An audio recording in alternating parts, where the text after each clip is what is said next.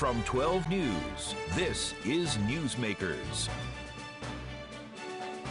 A recent 12 News Roger Williams University poll shows most voters are still unsure who they want to replace retiring Congressman Jim Langevin. Our poll last month found 33% of likely Democratic primary voters picked Seth Magaziner, 5% David Siegel, followed by Joy Fox and Sarah Morgenthau getting 4%, with Cameron Moquin and Omar Ba getting about 1%, but a full half, 50% of the people we polled are undecided.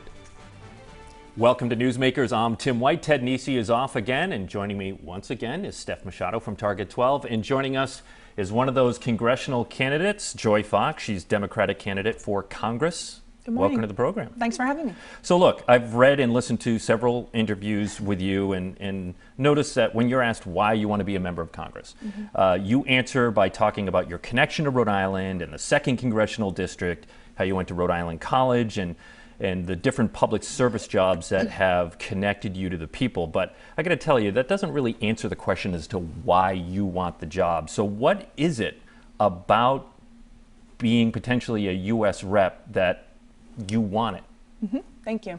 And the other bit that I would add to my bio too is I run a small business now. So I run a small strategic communications firm and are working while campaigning as well. It is all of those experiences combined that give me a unique perspective that I can hit the ground running on day one. Having covered local government and seen and really covered how that everything is connected, local, state, and federal, having worked at the state government and the federal government, I've been in the room where it happens. I've been around the table for some of the larger pieces of legislation in the state at any rate in the last couple of years, starting with retirement security and pension reform, infrastructure, economic development, education, you name it. I was in the room where it happened. So I think having that experience plus the deep understanding of the district is critical to hitting the ground on day one. I want to bring up those poll results once again that we had off the top of the show, and I won't go through each of the candidates, but the big headline here is 33% for Seth Magaziner, a full 50% are undecided in this race. So a lot up for grabs, certainly, Joy, right. But you're coming in at 4% here. 4% cannot be where you want to be in a poll right now. Right, and we've seen some movement too. One of our opponents announced a poll last week that had him and I closing the gap on the front runner in this race, and I think that can only continue. Certainly we're concentrated on the 50% and getting out and talking to as many people as possible to get the word out. Joe, you haven't held elective office before. This is a crowded race for Congress. Did you think about running for state rep, state senate before going straight to Congress? No, this is the only thing that I've ever thought about running for, and I had not been thinking about it before Congressman Langevin's announced retirement. But in talking to friends, families, and mentors, and looking again at my experience not only having grown up in the district, but my work experience and being in those rooms, I do think as a staff person, a former staff person, and someone that runs a small business now, I understand how to get things done and move things quickly. Look, you need to raise a lot of money to run for Congress. At the end of the last in the first quarter of this year, you had $168,000 on hand. Seth Magaziner had $1.3 million. How has your fundraising gone in the second quarter, and are you going to be able to catch up? I don't think it's a question of catching up. I think it's a matter of having enough to be competitive, and that's our goal here. And how did the second quarter fundraising go? Good. I mean, where it's a constant, you're constantly on the phone. It's just part of the job of running for office. I wish it wasn't that way.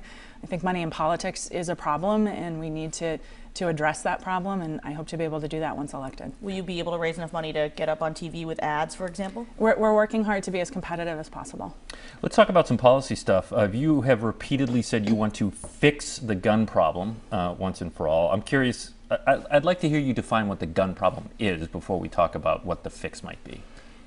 It's a uniquely American problem that is absolutely devastating, and it devastates not only the families that are affected by it, but our entire community. I think of the gun safety in three ways. One, there is the community aspect of it.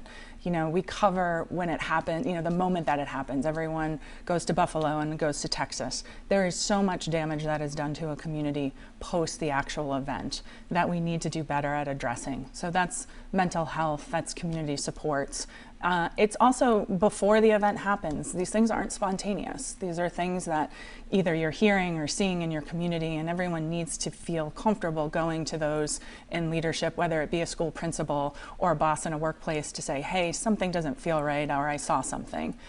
Second is the policy prescriptions of it. It's the high capacity, it's banning high capacity magazines, it's banning the assault weapons, it's raising the age to buy one of these weapons of war, and it is increasing background checks.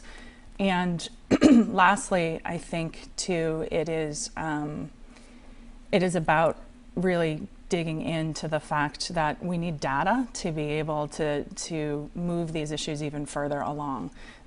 It's not unlike when we started having data on car accidents and seatbelt safety. We need to keep collecting data on these things to better promote the policies and help with the community work that needs to happen as well. It is a public health issue that we need to address. Some members of your party want to return to a law that bans so-called assault rifles, and how those are defined would be in the legislation, but most people think of an AR-15. Do you support or oppose an assault weapons ban? I support it.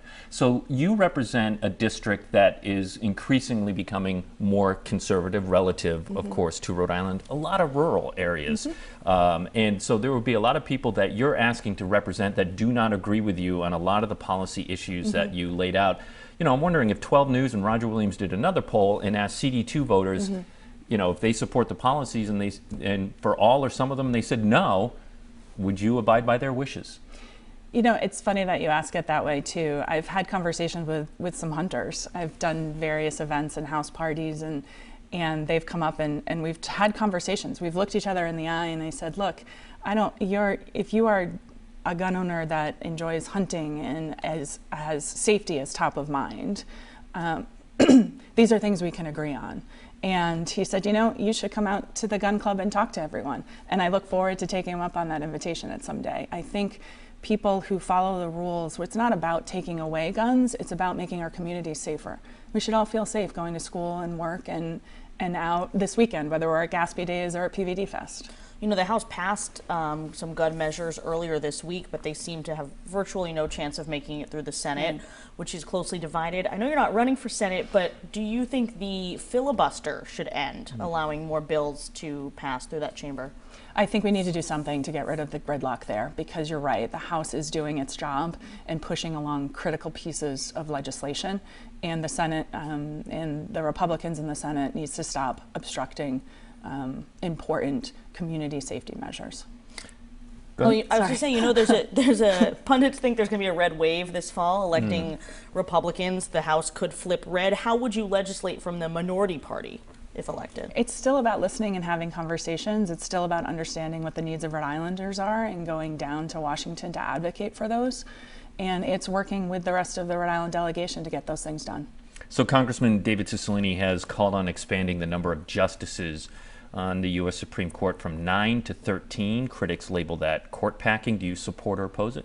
Yeah, I think I actually talked to Channel 12 about that during the Roe v. Wade when the leak happened. And yes, I do think that we should look at expanding the courts.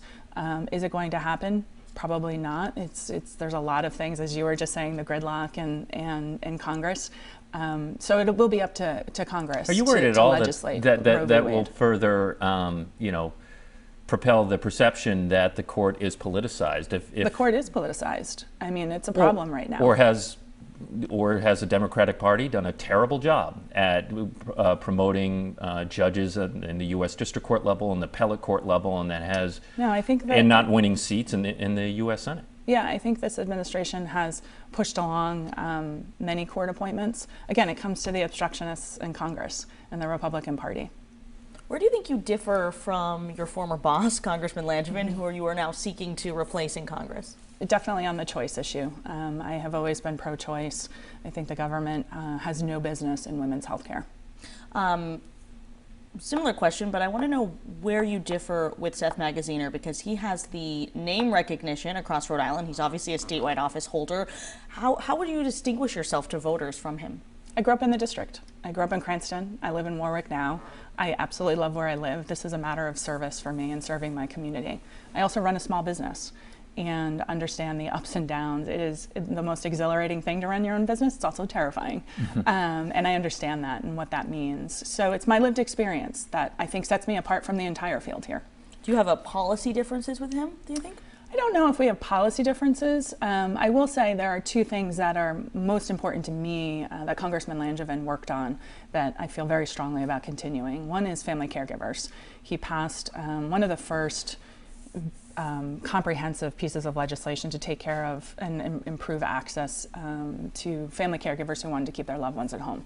That's a personal issue to me, and it's a personal issue, I'm guessing, to the three of us around this table. We've all had caregiving experiences. And we need to do more for our family caregivers who want to keep their loved ones home. And second, on the completely other end of the spectrum, is cybersecurity. I was on the team when we were laughed at. This will never be an issue. What are you doing? Don't waste my time. Is cyber spelt with a C or an S? This will never be a thing. And here we are. We should mention that you worked for the people at home that don't know. You worked for Congressman Langevin for a while, and I did. I worked for Congressman Langevin, and then from there went to go work for Gina Raimondo in Treasury, and I ran her transition into the governor's office, which is another experience that I have that is unique. It was a tremendous effort to stand up a state government in about 6 weeks. I wonder if you think Democrats have an image problem when it comes to crime. Republicans have zeroed in on crime and public safety for the midterms, and we are already seeing this as a problem for some progressives in cities where quality of life problems are front and center. Defund the police, criminal justice reform, decarceration. Is that giving you and your party headwind in any way? I don't think so. I think again, these are local community issues, and I'll go back to the three things that I talked about with gun safety.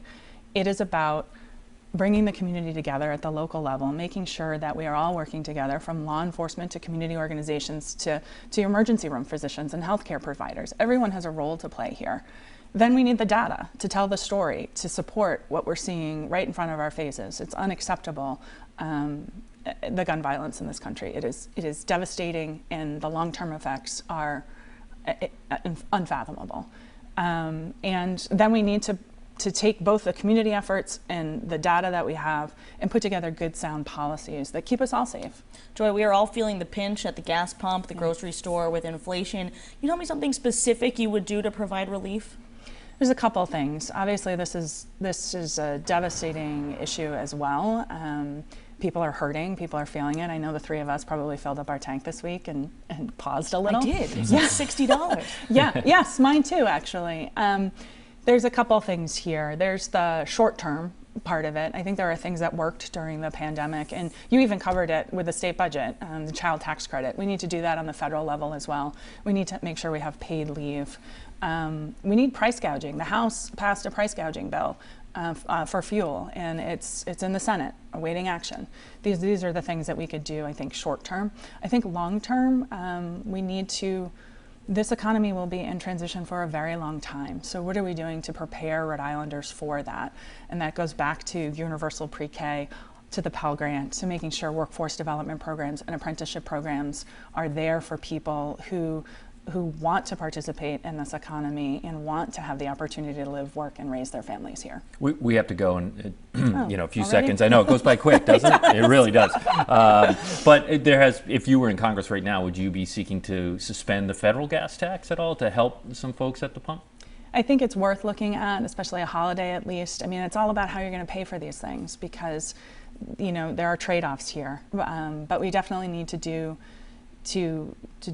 things to get this economy moving, to make people feel good about the economy again. I mean, we've had record job creation. We passed the infrastructure bill. The state budget and the state leaders last night, we saw we're able to provide relief for working families because of the federal money that we have. It's all connected. And so we need to take a serious look at everything. All right, one last quick question. If you are elected into office and if the Democrats do stay in power, would you vote for Nancy Pelosi as House Speaker again? Yes, and whoever the Democrats put up to, yes. Joy Fox, Democratic candidate for Congress, thanks so much for joining us. Thank you. Thank you. When we come back, what you need to know about the state budget. Stay with us. You're watching Newsmakers.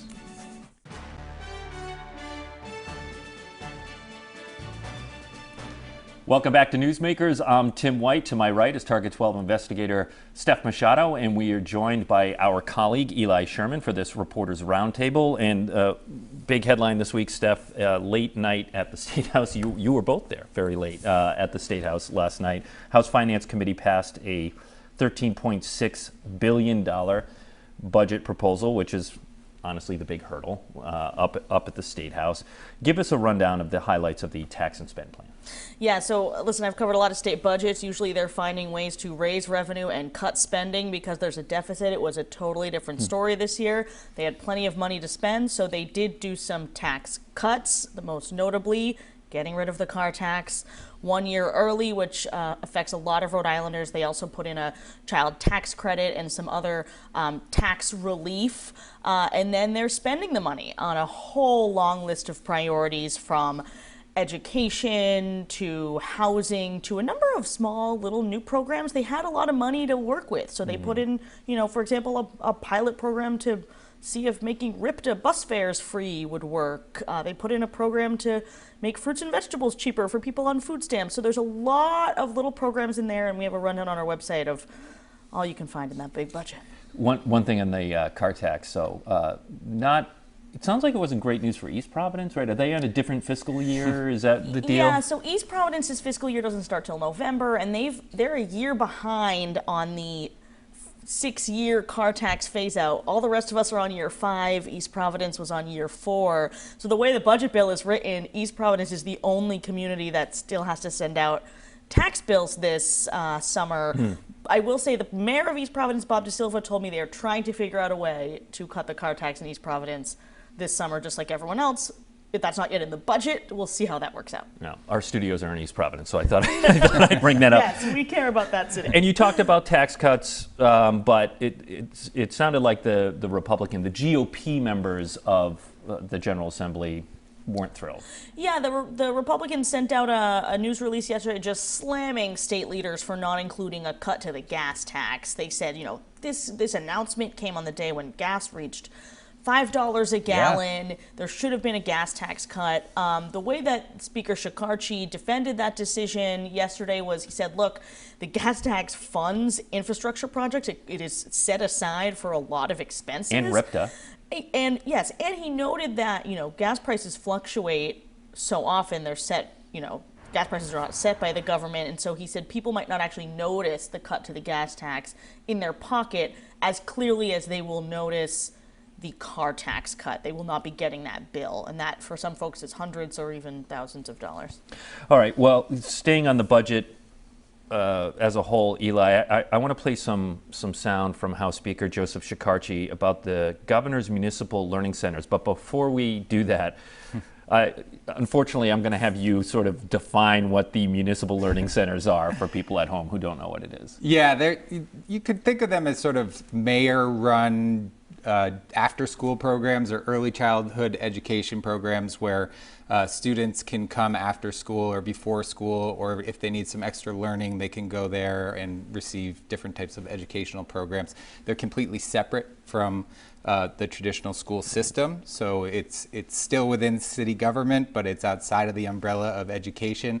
And look, like the only one that exists right now is actually in Cumberland. It was created in 2007 by then Mayor Dan McKee, and so he has proposed $15 million in this budget to sort of expand it and have other municipalities across the state create their own. And he was proposing using some federal relief funds to do that, but there was some concern, of course, from lawmakers that money would just be passed on to municipalities, and it didn't make the budget.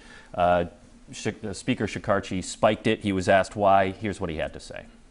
It's a new program, and we kind of try to, concentrate on existing programs, and it's, it's untested, and I think there's some merit in it, to be quite honest with you, but I think it needs to be, and we like to say in this business, a little bit more baked. I think the details need to be out there, and I think there's a lot more information from cities and towns.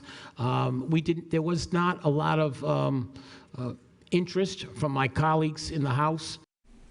So, it did not make the budget, as I said there, and you heard from Speaker Shekarchi. This was a budget defeat for the governor. Yeah, absolutely. And it's, what's most striking about it also is, as Steph laid out, there is a lot of money in this budget, a lot of extra money that they wouldn't typically have during a normal budget year. And to see, something that was a priority of the governor's get killed at $15 million is significant. But we should not ignore the fact that a lot of the growth that went into trying to expand these municipal learning programs was run by the education consulting firm ILO Group, which of course was granted a very controversial contract last year that we covered extensively, and now we know the FBI is investigating how that contract was awarded. So, while they didn't say it there may be some feelings among lawmakers of not wanting to fund some project that has sort of this dark cloud hanging over it. Yeah, a hot potato, in not so many words. All right, Steph, big vote in Providence with a not so big turnout. Voters approved a pension obligation bond to borrow more than $500 million, 515 to be exact, to go into the terribly funded city pension plan. Boy, that turnout was definitely not a mandate. Yeah, and I was waiting to see if they would get above 5% turnout, which would still be very low, and they didn't do so. The mayor argued it was a mandate because it was a 70% of the voters who turned out that voted for it, and he noted this is not exactly an issue that gets voters excited and out to the polls. But look, if you're trying to borrow that much money and you're going to the public and saying, look, the voters approved of this, well, only a few thousand voters approved of this out of hundreds of thousands. I have to wonder if, at the end of the day, after all that, and this was something that the mayor pushed, do you think that, is there a possibility that they won't even float the bond? Absolutely. That is the $515 million question. Well done. Will they be able to get under this 4.9% interest rate, which is what the General Assembly leaders have put in their bill, in order to be able to actually borrow the money? Interest rates are rising. I think city leaders are optimistic, but the mayor is really making it clear that it is possible that his administration, which ends in January, might not be the ones to float this bond. And that's where things get a little bit uncertain, right? Because we don't know who the next mayor is going to be. All three of them did say they voted for the bond, but that doesn't mean they're as enthused as Mayor Lorza is. Plus, we're going to have a whole new city council with lots of new faces next year, and they also have to vote to approve the bond whenever it's borrowed. It hasn't passed the Senate yet, has it? No, it passed Senate Finance on Thursday, Okay. and the last step will be the full Senate and then the governor's signature. All right, Eli, another big story. We're going to move north from Providence to Pawtucket. A lot of news on Tidewater landing this week. This is that Pawtucket development that includes a 10,000-seat soccer stadium. The developer and the city of Pawtucket, we should say, is seeking another $30 million, thanks a lot to inflation in supply chain issues.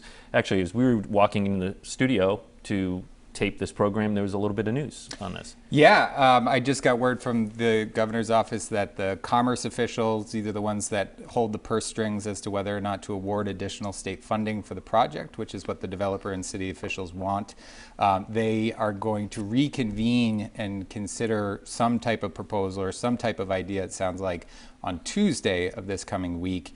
What exactly that looks like is unclear. As you mentioned, the financial gap, according to the developer and city officials, is about $30 million. But the governor's office and commerce board members have been pretty clear that they don't necessarily want to cover that all with state revenue or be on the hook for all of that $30 million. So I know that even now, as we tape this, there are negotiations going on between the state and developer to try and figure out exactly what that might look like. So Tuesday should be revealing day. Shouldn't be lost that McKee, who, by the way, chairs Commerce, he's a Blackstone Valley guy, right? Yep. And so this might be some. And I am a little bit surprised by this development.